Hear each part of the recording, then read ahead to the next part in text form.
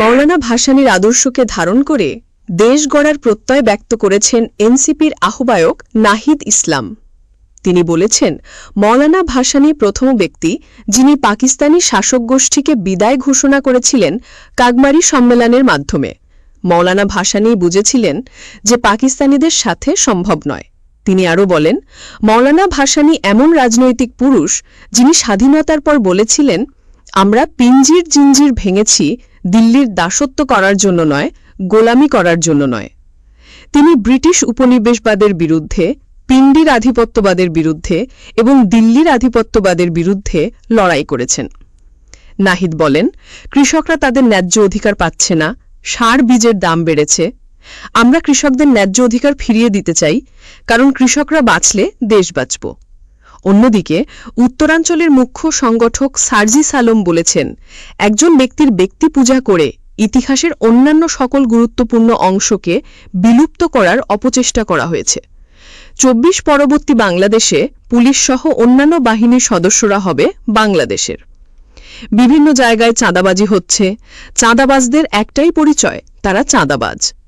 জাতীয় নাগরিক পার্টির এনসিপির দেশ গড়ার প্রত্যয় ঘোষিত জুলাই পদযাত্রার অংশ হিসেবে আজ মঙ্গলবার টাঙ্গাইলে অনুষ্ঠিত হল জুলাই পদযাত্রা ও পথসভা। মঙ্গলবার দুপুরে শামসুল হক তোরণ থেকে জুলাই পদযাত্রা শুরু হয়। পদযাত্রাটি শহরের বিভিন্ন সড়ক প্রদক্ষিণ শেষে নিরালা মোড়ে পথসভায় অনুষ্ঠিত হয়।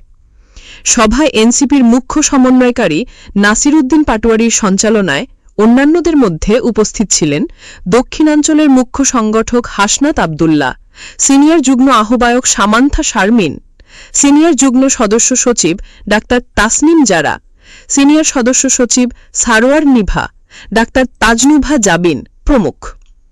এ সময় জেলার বিভিন্ন উপজেলার এনসিপির নেতাকর্মীরা উপস্থিত ছিলেন। পথসভা শেষে এনসিপির কেন্দ্রীয় নেতাকর্মীরা গাজীপুর জেলার পদযাত্রায় যোগদানের জন্য টাঙ্গাইল ত্যাগ করেন। মাওলানা ভাসানী শুধু রাজনীতিবিদ ছিলেন না, তিনি ছিলেন একজন রাজনৈতিক দার্শনিক।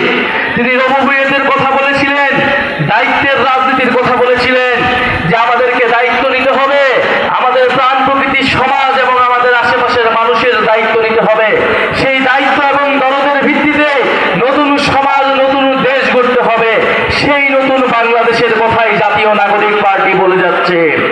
প্রিয় সংগ্রামী বন্ধুগণ, আমরা মাওলানা ভাসানীকে বাংলাদেশের অন্যতম স্থপতি, বাংলাদেশের অন্যতম ফাউন্ডিং ফাদার্স মনে করি। বাংলাদেশের কোনো একজন জাতির পিতা নয়, বাংলাদেশে অনেকজন জাতির পিতা রয়েছে, তার মধ্যে অন্যতম রয়েছে মাওলানা ভাসানী।